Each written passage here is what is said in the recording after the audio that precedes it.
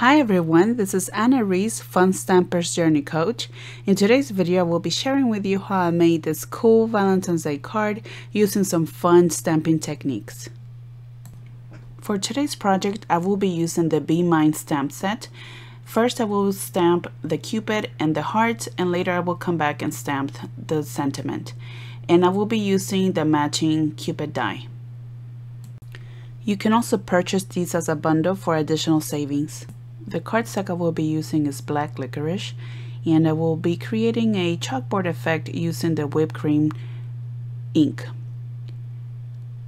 As you can see, I will be swiping the ink pad onto the stamp sideways.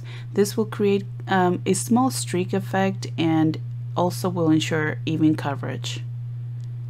The look that I am going for is chalkboard, so this is a perfect combination. Make sure to wipe your acrylic block in case you have any extra ink on it to avoid transferring to the cardstock. I also recommend that when using a small stamp such as this one, you use a small block. You will get more control over the stamp and therefore a better impression than if you use a larger block. You will repeat the same process with the same image several times around the cardstock. Make sure to change the direction of the hearts and also to include some images partially outside of the cardstock just to give it a more dimension to the background. You will continue to do this for all the designs. You will probably have to stamp maybe 5 of each of the designs. And this is what your background should look like. Please note that the whipped cream ink takes a little bit longer to dry, so just set aside till it's time to put the card together. I will be using whipped cream cardstock and Riverstone ink for the Cupid. As previously, apply the ink sideways and it will create a bit of a streak, but that's the look we're going for. Now it's ready to be stamped.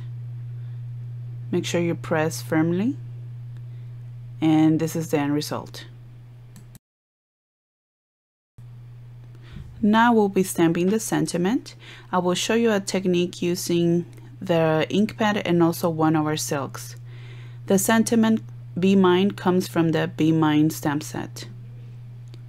You will be inking the stamp the same way as you have been doing for the other ones, sideways. Make sure you have even coverage.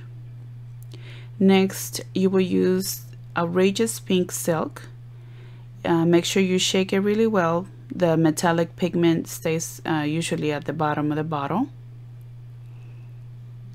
Carefully wipe any of the excess ink on the brush, and you will be applying it directly to the stamp. You need just a few dots here and there in the stamp. It's very random wherever you want to set them. Just make sure you leave enough of the ink sections as well. Now just press directly down and you will see a very cool effect of both inks. And you have a slight shimmer from the silk. Now we are ready for one of my favorite parts, which is die cutting. Here we have the new heart strip die set. Also, we will be using 2 of the heartfelt dies, and of course the Cupid from Be Mine die set. This is our new heart strip die set, which just came out in Bloom This Way catalog. This die set gives you the option of either cutting the entire strip or just the hearts out of the cardstock. In this case, I will need the entire strip to be cut out, so I put the outer edge as well. I will be using our media tray to store the hearts while I work on this project. As you can see, it has 2 divisions that can come out if you need one bigger space. In this case, I have them on, and as you can see, it comes very handy to store these hearts. Now we'll cut the same hearts using whipped cream and outrageous pink cardstock. You can save the negative space for any future projects as well. I am also cutting the Cupid using its matching die. Next, you will use 2 hearts from the heartfelt die set.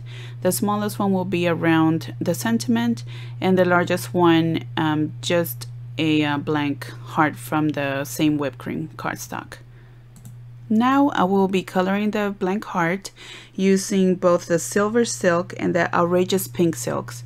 Once again, make sure that you shake thoroughly to get all the metallic dye out. All you need to do is some zigzags with a silver silk first, and I just used a random pattern. Next, you will be doing the same zigzags with the outrageous pink. This is a like I said, a random pattern, nothing very specific, just kind of fill in wherever you feel it needs more color.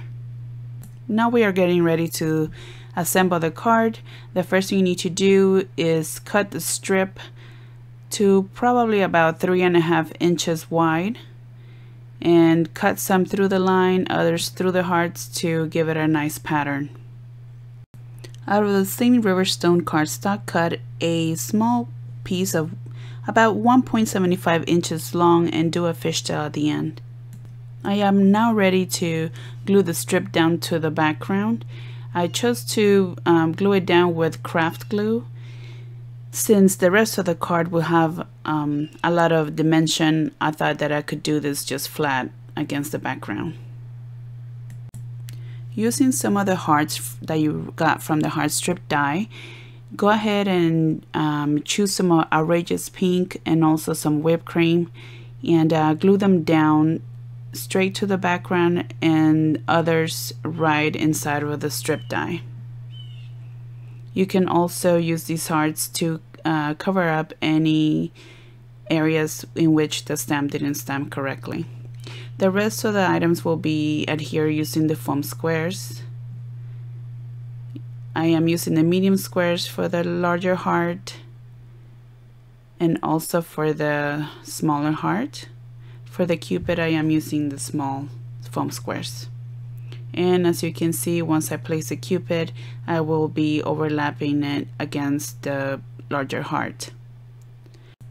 Using the adhesive runner, place the fishtail banner you just created to the left of the Cupid, and now use the Licorice sparkle tape and create a fishtail slightly shorter than the cardstock one and place it right above. You are now ready to adhere this piece to the card base, for which I use outrageous pink cardstock. I use the adhesive runner. In order to adhere it, make sure you use plenty of it since you have a lot of embellishments.